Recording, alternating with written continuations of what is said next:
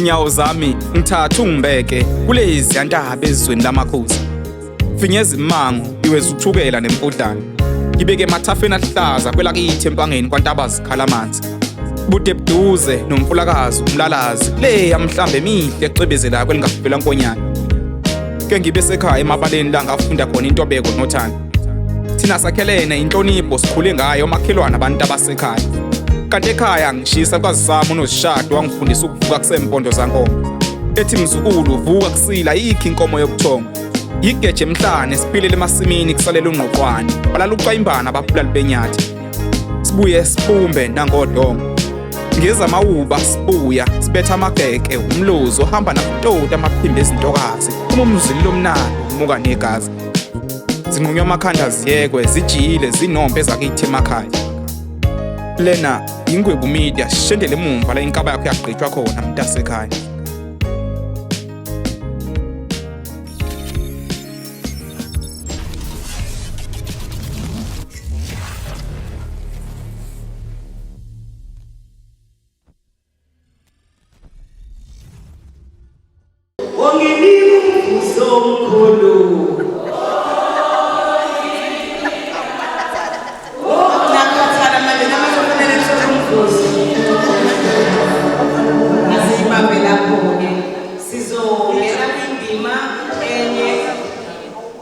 Certificates having over siyazi ukuthi certificate training yayi imkhakha emibili ukhona umkhakha kaJam esubiza ngokuthi jam manufacturing bese kukhona umkhakha kajuice esubiza ngokuthi fruit and vegetable juice making course.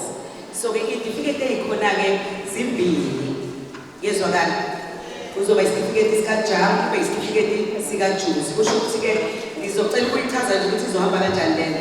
Uzoqalwa ngapha udadewethu Sindi uyena ozobiza ngokwelisti yezwakala. Mayisebizile uSindi uyaqala laphana kuNdosi uyaxhawula uNdosi muhleza la. Yeah. Sebetholile umvuzo. So udadewethu Sindi uzobiza icertificate bese umama uMadondo umphathi waka-agriculture uzobe senikezela lezi certificate umuntu emunye vele uzothola ezimbili ziyama-sets out 2 ngezwakala. Senzele ukuthi sinanikeze ngiqale phansi izothatha ezikajuice ngezwakala. Kube namaphutha-ke amancane nje lapha nalaphana mhlawumbe mayikhona uzothola esisodwa sesikunothile lokho sesikubonile ngezwakala bathi sizobuya siyoprinta kodwa mhlawumbe amaphutha ambalwa kakhulu kodwa abaningi nje zenzekile zonke ngezwakala. Right, so siqala lapho dadewethu sithi siyaxhawula la siyaphoza sithatha certificate bekala so kanje oshuthayo athi ngapha isidumbu bese uyaxhawula la kithi lo Ndosi usuyahamba uhlala phansi ngezwakala. Ngiyacabanga ukuthi kuyacaca kakhulu. Siyaxhawula la uyaphoza uthatha certificate zakho zombili uthi ubheka kancane ukamera uyaxhawula lapha usuyohlala phansi. Siyabonga. Sacela nizeke nonke ngazi bazoma kanjani. Bena la bazomalana abaphathi yami cela nje nizela nonke nje nisondelane bambe certificate sakho singawi certificate sibabe nje sithi sondelana guys awubona umfishane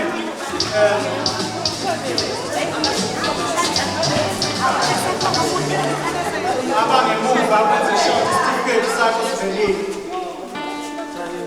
sisumfishana ukwazi basemuva sondela sibona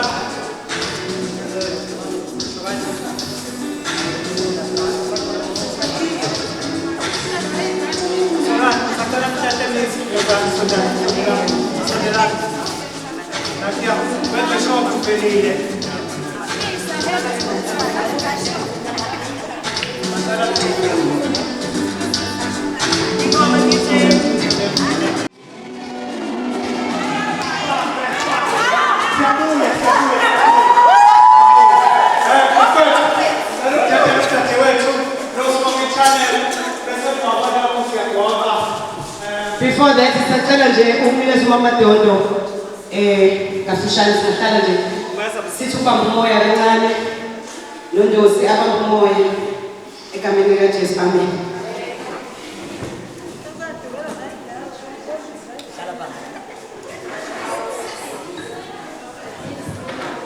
Ngibonge mphathi wahlelo sibonge umcimbi omuhle kangaka wabalimi. Sicela ukubonga kakhulu uNdosi ngoba konke lokhu kuhle lokhu okuba yena azange aze ayihlele lento ngabe ayenzakalanga. Sibonga yena kuwo konke umsebenzi wezolimo lo njoba ngisho uNdosi uqale emncane ehamba ezinto zama-projects akwa-agriculture ehamba no-agriculture kuzo zonke iy'nhlaka ezahlukahlukene. U-agriculture nje kahle hle yona department aphila ngayo ayithanda ngendlela esimanga. Wenza into ehlula ngisho abantu abaqashiwe abawuholelayo lo msebenzi kodwa yena akawuholeli. Konke lokhu kwenza ngothando umusa kaNkulunkulu. Sibonga lowo musa-ke onikezwe yena. Sicela ukuthi simsukumise nje kancane sifuna ukumbonga siwumnyango sihlengiwe nyazi sabangubani bonke laba bangakini. Usingubani lona uhlengiwe ngubani ukhona ukuthi omunye kwangubani lakubanini hayi kushuthi womoya kahle kabaphethe kule ndawo. Ngicela uSiphiwe asondele kancane phambili.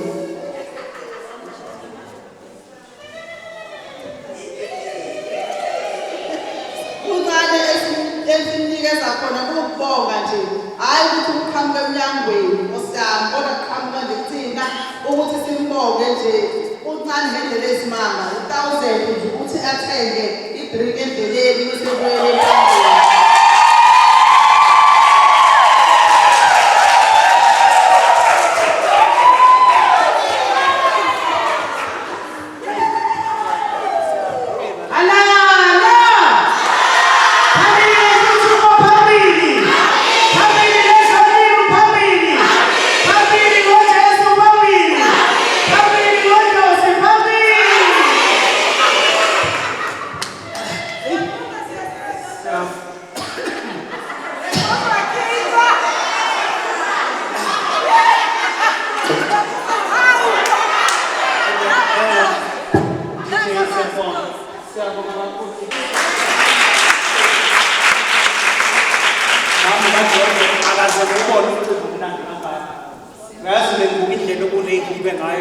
obekwenzeka ngayo abantu bekhuluma lokuyana lokho abethayo ngeke bona uyazi ngabe bayitholile i-content nje namhlanje bingabiya kodwa ke nizoyitrendisa later kushilo kube ngathi siyadlala hayi ngoba sikhuluma phambi kwethu hlale sikhuluma sisho la kusasa nje lapha kunama-radio station o-TVs nama-awards so besikhuluma ngebhadi mfowethu uzobenzela ama-awards uzobe kukhuluma ngayo ukuthi usukaphi lapha khona nje benza nama-awards ka-5 years owakangubani manje kuvele kube ngazi ukuthi yonke le nto yakwangubani kanti cha kwahlobani sizobe sikhuluma ngayo ngenhlahla ngizobe ngikhuluma ngayo ukuthi wayiqala kanjani le nto ngimentorisha wonke ama-radio station na wonke umphakathi wase-South Africa KwaZulu-Natal bonke abaphathi laba sobe sinabo laba siyo-celebrate iy'kole one home one school one garden umsebenzi wokuvolontiya naye owaqala samgrume ngelutho wasebenza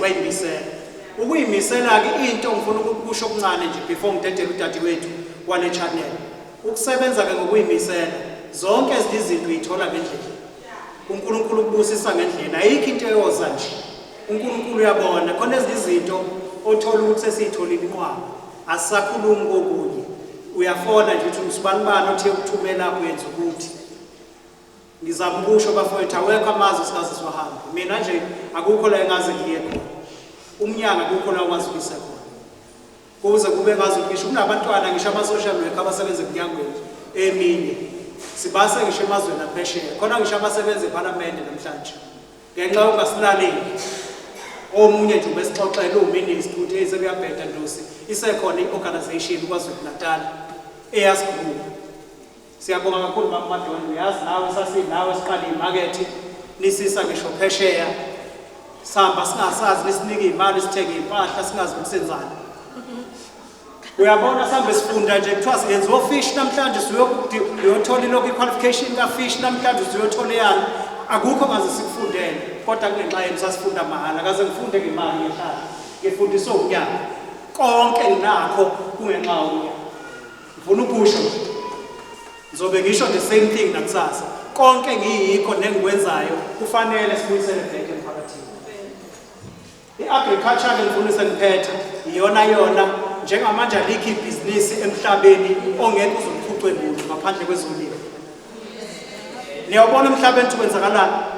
Kade kukhuluma nabafundisi bamanga bethi kuzoba mnyama, kuzokwenza ini besho lokhu nalokhu. Abantu basho into eziningi bafuna ukutrend.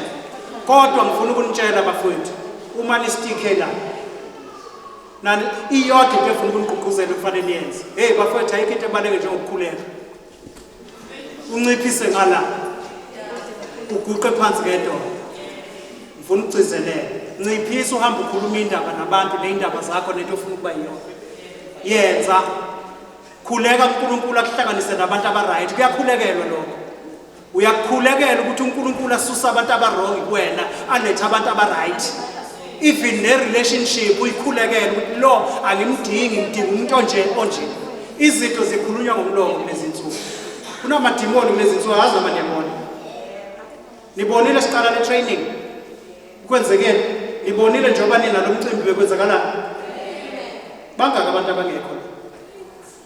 So ngizama ukusho kunini uSathane uhlale khona efuna ithuba. Uma ekhuluma kanjena endaweni enjengayo. Ngiyamzwela ngeke usekhona umfundisi usazomdedela amaqedwe udadewethu bese niyaqhubeka niya-enjoya while kushuthwa iy'thombe lapha nama-product abaphathi bami.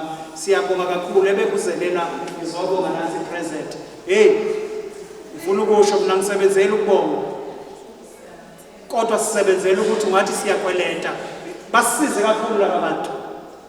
Mina kwi-department ngisho ngafona manje ukuthi ngifuna into ethile bangayitholi futhi angikhulumi mina nabantu abalapha ngiyase ngiyomtshela. Hayi ngenxa ukuthi ngiyawaza i-process uyangibambezela but angisho ukuthi asenze njalo bakhona kuyabhalwa kwenziwe konke. Ngiyabonga kakhulu mama Madolo basingaqhubeka sibambisana abalimi bakithi ngathi ningakunaki ukuningi basemphakathini. Ngiyacela mama ziningi into ezenzakalayo emphakathini abeluleki mabesebenza.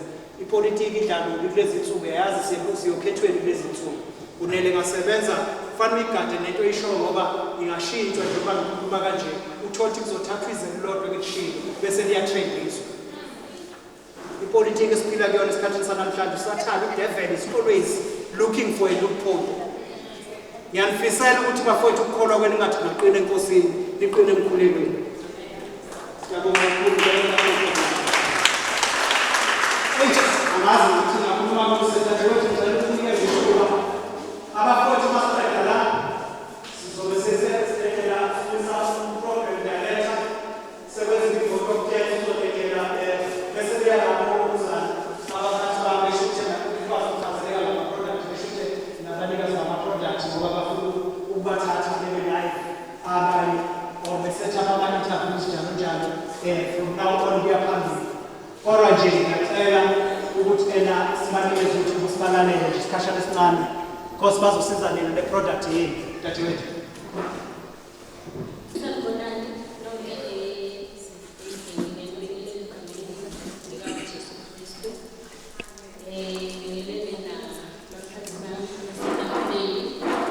Siyabonga kakhulu ukuba lapha thina siyiGwebu Media noma iGwebu TV.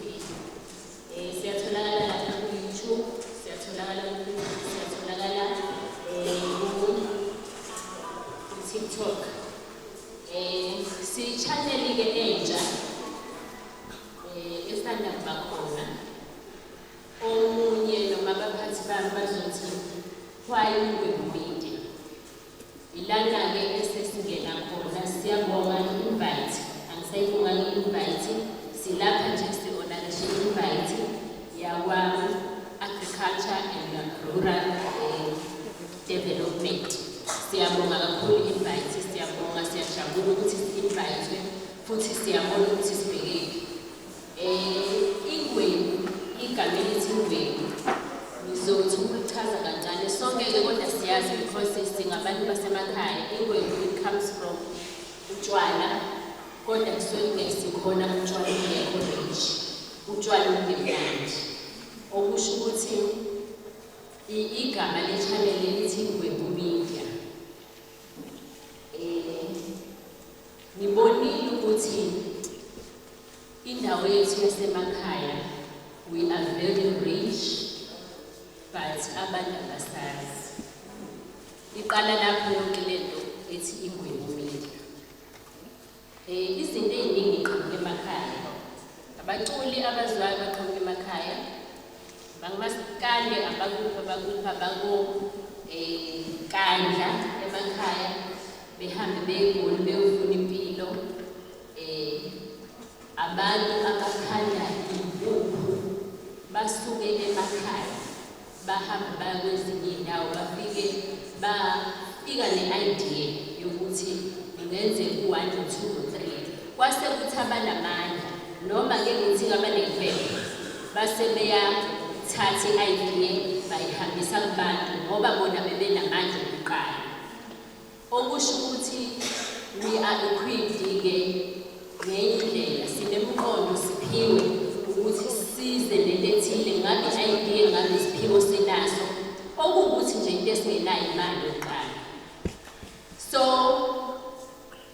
nibese ngibona ukuthi kunabaculi emakhaya young artists abangaziwa kunabantu emakhaya abakhanda amacansi amahle up until now lo ungahamba uye mangakumZulu uganwa nokugana usebenzisa icansi mina mangayi kunjani icansi elisuka icansi elisukwenza umuntu wasemakhaya kodwa ungaziwa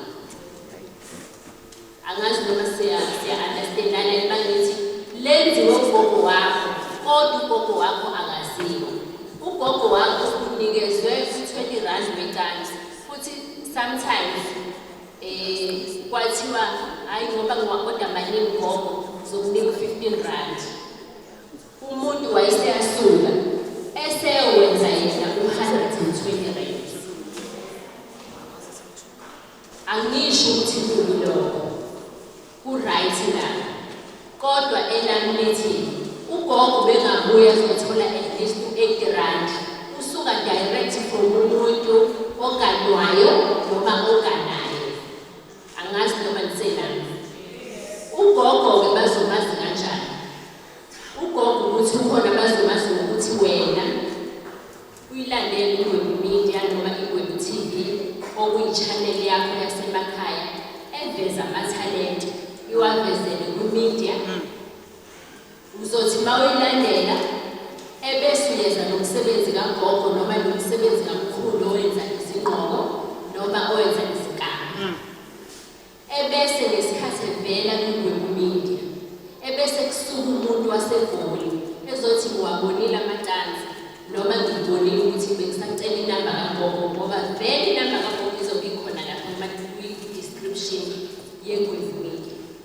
Ugogo uzobe seyaqala athole more customers nama-customers azokunikeza imali engcono kunale abelethelwa yilo yamuntu okuyena yedwa beningakwazi vele ukuthi ngasho ukuthi angeke kuthathe u-R15 wakhe because nazi yena yedwa at least uyawathenga amacansi kagogo.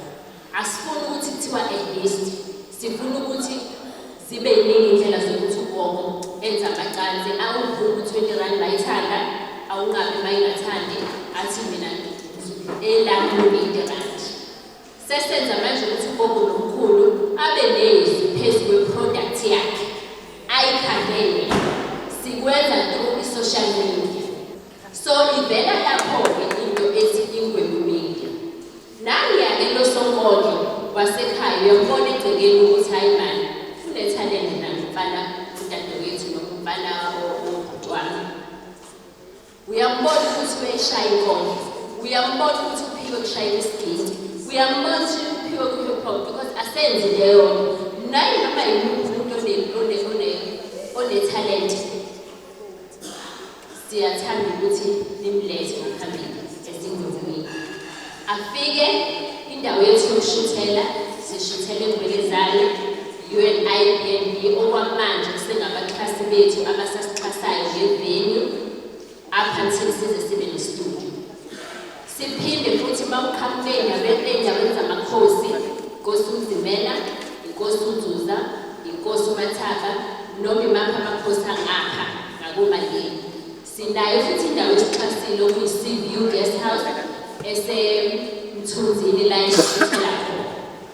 La ihlala phansi naye khona umuntu asichaze ukuthi ubani wenzani. Uma ngabe kuwukuthi unendawo osusebenzela kuyo vele encane osuyivulile, izofika i-photographer ifike i-check lapho osebenzela khona uma ngabe kusesimeni esi-right ukuthi angathatha ama-videos for ukuthi sibatshele abantu ku-media ukuthi usendaweni ethile utholakala endaweni ethile uma ngabe umuntu ekwazi ukuyihambela ngenyawo. So elami namhlanje ngizongxexa ukuthi siyacela guys ningene ku-YouTube channel yenu ni-subscribe ukuze sonke isikhathi uma ngabe siveza abantu noma senza ama-episode ebese kuyayivelela kuyo ususubscribe. Utshele nabanye ukhona wakamakhelwane une-talent, ukhona wakamakhelwane okhanda izinto ey'thile ombonayo ukuthi ngamenza utho. Niyabona bakithi kuma-social media abantu bayaphakama. Asiwusebenzise kahle sisemakhaya ngiya-understand ukuthi i-most yethu ayibaka-understand indaba ka-social media. Kodwa sizoyi-understand kancane kancane sizoyi-understand ukuthi iyakwazi ukususa umuntu from ephansi imuse phezulu ngento yakhe isiphiwo. Bese kuthi kubantu abasha namhlanje ezingwebu ngicela ukuthi ngiveze lokhu. Umhlabathi uyifa.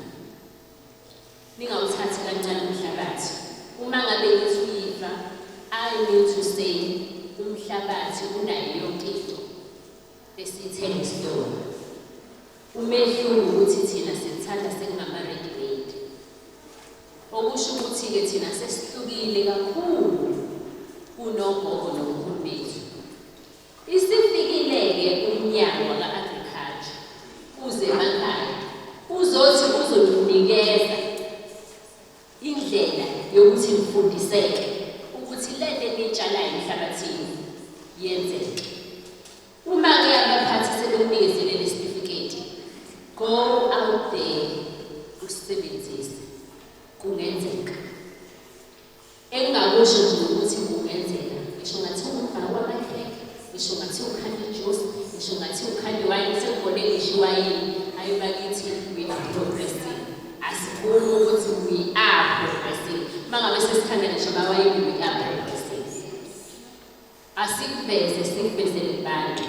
Siphushane kugwebuminda we are going to push. Uma ngabe ufikile wazothi udayisa ukuthi we are going to push you. Sisazokwazi ukuthi i-channel isencane, kodwa i-channel wonke ama-channel aqale mancane siyakhula. Kodwa engingakusho ukuthi i-channel engiyilethele abantu basemakhaya noma ngabe bakuphi noma ngabe wazi bani owenzayo, ngiyacela ukuthi umrefere ku-Media. Inamba yethu ye-channel angazi noma ngayisho mnandi noma abantu bazothi inamba yethu ye-channel la isitholakala khona-ke manje ku-WhatsApp. Uma usulethele umuntu lowo okhande ingabe amaqhele ingabe ini uyabhincwa manje bayisebhincwa nje phesheya. Mdumisi u-aunt, mdumisi umalini ukhandayo. Inamba yethu ithi 078 283 0990 078 283 0990. Yona namba ithi sisatholakala kuyo leyo. Ngiyabonga kakhulu. Thank you. DJ, siyabonga kakhulu dadewethu, siyabonga. I'm sure bazoyisebenzisa abantu be-channel ikwazi ukubadayisa. Idayisa umkhiqizo kusemqoka ukuyidayisa into eyenzayo. Uyabona njengamanje ngiyesifuna ukwazi ukuya ndawo masingakwazi ukuyidayisa.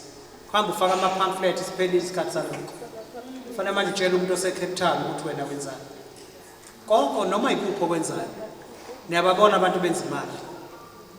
Umama ukutheleza uzokhuleka sekugcineni, but before ngizokubiza ukuthi alunge so that asikhulekela vale kahle lo mcimbi bese ngibiza uNokukhanya Cele azokwenza ivote of dance.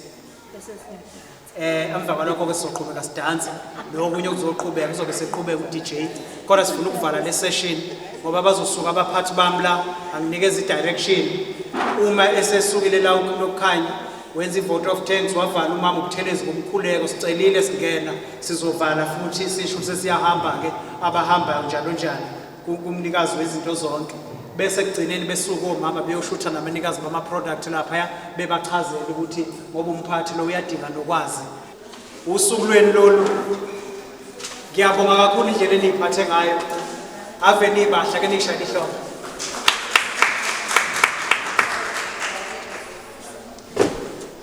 Siyabonga ithuba nokukhanya igama ngiyabingelela futhi sebenza enseleni CHC ngaphansi kwenhlangano ekuthiwa uSibani. Ngithanda ukuqala ngibonge uDepartment of Health of Agriculture. Ikakhulukazi uMrs Madondo, uMamhlengiwe Ngubane nosisi uMiss Usindisiwe Ngubane. Ngithanda ukubabonga kakhulu ngokuthi basenzele le program ibe impumelelo. Namhlanje sineyitifiketi kungenxa yabo. So siyathanda ukubonga umnyango ngawo wonke ama-efforts abawenzile ukuthi le skills development training igcine iyimpumelelo. Niyazi-ke nani uMamhlengiwe wasuka from PMB waba nathi for 4 days.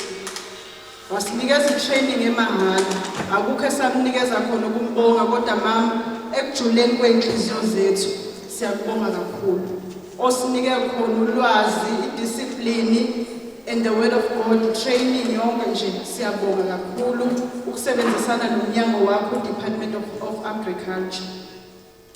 Siphinde sibonge uMr Cele sibonge kakhulu bhuti ukusiqeqesha bayazi abaningi asivelanga nje sa-trainer saqale sa-assesswa kwaba nama-session amaningi ukhulunywa nathi ukuthi nasivule kumqondo ukuthi mawuqala nje i-training fanele wazi ukuthi ibhizinisi leli fanele ube registered. So siyabonga kakhulu usilethela neminyango eminingi recently kade sivakashelwe u-ATIA ezokhuluma nathi ngama-cooperative. Siyabonga kakhulu Mr Cele collaboration yakho ne-facilitation nezinto ozenzile ukuthi namhlanje sibe ngabantu esiyibona because asisafani like before sesishintshile sesithola ulwazi oluningi.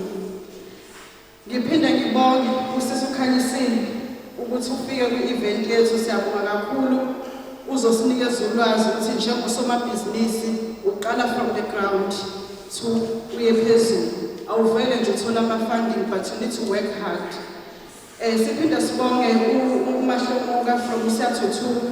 Sibonga kakhulu dadewethu ukuthi ufike nawe uzofaka isigximbizo laphayana ku-women empowerment ukuthi lama program they are very important ngoba siyazi baningi abahlukumezekile ngaphandle ohleli ngenxa yesimo sokuthi akasebenzi but right now sesithele ulwazi olukhulu into ezokwenza ube usomabhizinisi waziyo. Ngiphinde ngidlulele ngibonga uMasipala osibolekelela ihholo bafowethu. Sibonga kakhulu uMasipala owenze ukuthi umcimbi wethu ube yimpumelelo. Ngiphinde ngibonge umshayi wogrupu. Siyabonga kakhulu bhuti wenze umcimbi wethu wabamnandi. Ngiphinde ngibonge uMC Ntobeko Vilana sebenze kakhulu sisi usuku lethu belumnandi asisoli ngokuba lapho bekumnandi kakhulu. Ngibonge abafundi bonke ukuba ingxenye ekutheni isihlele lomcimbi. Ayikho ke isponsorship noma uxhaso selitholile konke nje ukukhona sizenzele sahlanganisa ukuze usuku lethu lube mnandi. Sibonge ke nosomabhizinisi uMathe osilekelelile ngamanzi. Kodwa ke futhi siyabonga isupport kwi-community ngoba iyona i-community esobe siyidayisela lama products anikezana impilo. Siyabonga kakhulu ukuthi nifike nani nizosupporta emcimbini wethu. Ikakhulukazi ke ngifuna ukubonga ke nami Department of Health okuyona ke engilekelelile nami ukuthi ngikwazi ukufacilitate ezinye izinto. Ngifundela ukukhulu ke kwa Department of Health bengine mentorship yami uma ngikhanyile nanga ngemuva. I-mentorship yami ongitshelile ukuthi yazi uma usebenza you need to leave a mark. Ufale ube njengomneke uma uhamba nje you need to leave a mark. So ngiyabonga kakhulu bese sikhanyile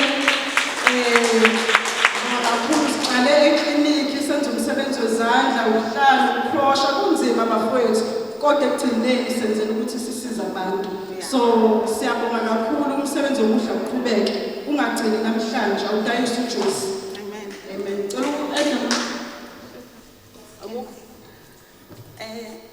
Ngiyabingelela bazalwane egameni lenkosi yethu Jesu Kristu. Sibonga kakhulu. Eda nje njoba ethukanywa ethi angazi fanele ngibonge kanjani. Kodwa uNkulunkulu owaziyo ibongo esibonga ngazo kwabafile bezostraina. Nabaqala ukustraina siqala nje ukuhlangana siyabantu bala enseleni sizama ukunikana ulwazi.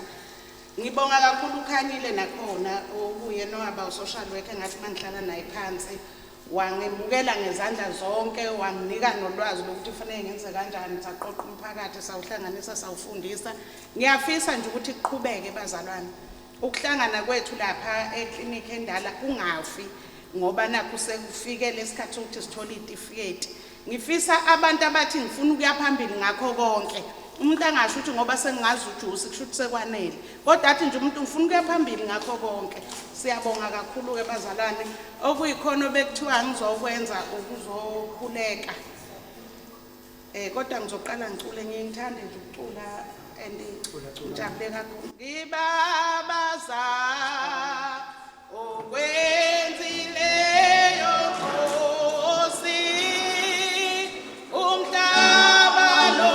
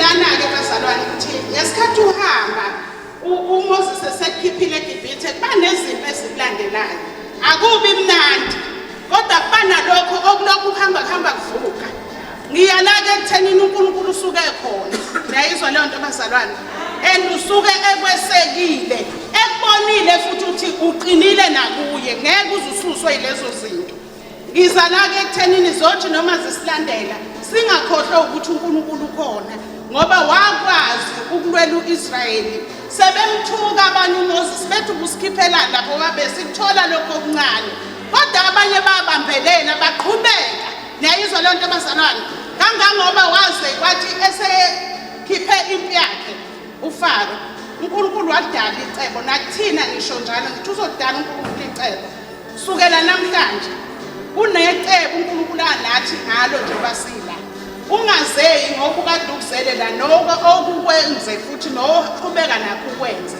ngiyabonga kakhulu bazalwane ngicela sicimeze baba egameni lika Jesu Kristu waseNazaretha mongcwele wethembekile nangalesi sikhathi uyabonakala Jehova inkanyezi kithi phinda-ke Jehova wethembeke uqhubeke nathi endleleni yokuphila bese uphinda Jehova nakubahola abaphambi kwethu mongcwele ubonakala uhamba nabendleleni yonke ubabiyele nangolwakho ugange lwasezulwini ubapha amandla Jehova ukunqoba izimpi abahlangabezana nazo endleleni egameni lika Jesu Kristu waseNazaretha mongcwele ngiyanxusa ukuba ubavikele ingozi zemgwaqo engaqhamuka ngawo wonke amacala ngegama lika Jesu siyawehlulekisa umoya wokufa phezulu kwabo sehlulekisa umoya Jehova omelene nabo ngegama nangegazi lika Jesu Kristu waseNazaretha mongcwele besazophuma besazophuma nabo Jehova besazokwenza wonke umsebenzi ey'ndaweni zonke.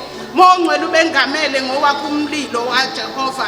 Ubengamele Jehova uhlale nabo mongcwele lapho behamba khona.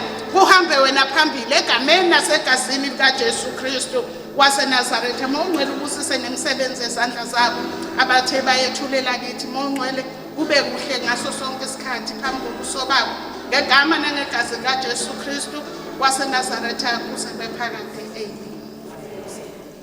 Siyabonga kakhulu, siyabonga sibashayele ihlombe.